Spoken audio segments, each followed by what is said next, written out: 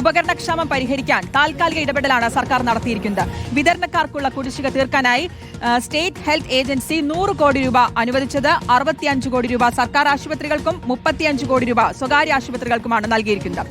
ശസ്ത്രക്രിയകൾ മുടങ്ങുന്ന ഒരു സാഹചര്യം ഉണ്ടെന്ന് ചൂണ്ടിക്കാട്ടി കഴിഞ്ഞ ദിവസം തിരുവനന്തപുരം മെഡിക്കൽ കോളേജിലെ കാർഡിയോളജി വിഭാഗം മേധാവി ആശുപത്രി സൂപ്രണ്ടിന് കത്ത് നൽകുകയും ചെയ്തിരുന്നു. ഇതിന് പിന്നാലെയാണ് സർക്കാർ ഇടപെടൽ നടത്തിയത്.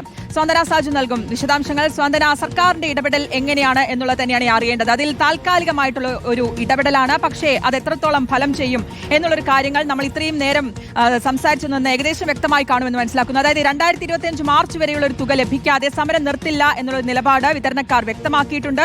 ഈ സാഹചര്യത്തിൽ എങ്ങനെ കാര്യങ്ങൾ ഇനി മുന്നോട്ട് പോകും?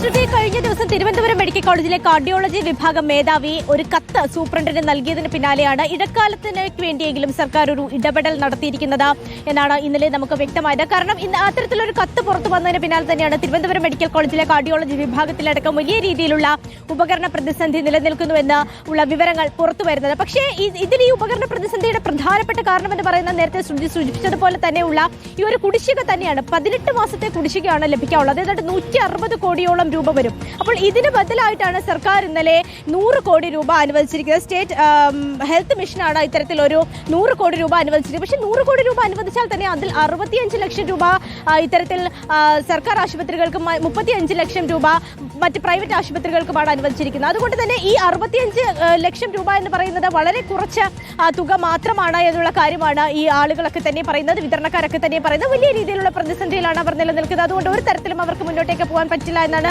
അവർ സൂചിപ്പിക്കുന്നത്. കാരണം ഏറ്റവും കുറഞ്ഞത് 18 മാസത്തിൽ 10 മാസത്തെങ്കിലും കുടിശ്ശിക തുക അവർക്ക് ലഭിച്ചാൽ മാത്രമേ ഇവർക്ക് ഇതുമായി മുന്നോട്ടേക്ക് പോകാൻ കഴിയുകയുള്ളൂ. ഇല്ലെങ്കിൽ വലിയ പ്രതിസന്ധി അവർക്കുമുണ്ട്. കാരണം 18 മാസം 1 രൂപ പോലും വാങ്ങാതെ ഈ ഉപകരണങ്ങൾ നൽകുക എന്ന് പറയുമ്പോൾ നമുക്കറിയാം എത്ര വലിയ രീതിയിലുള്ള പ്രതിസന്ധി ആയിരിക്കും ആ വിതരണക്കാർ നേരിടുക.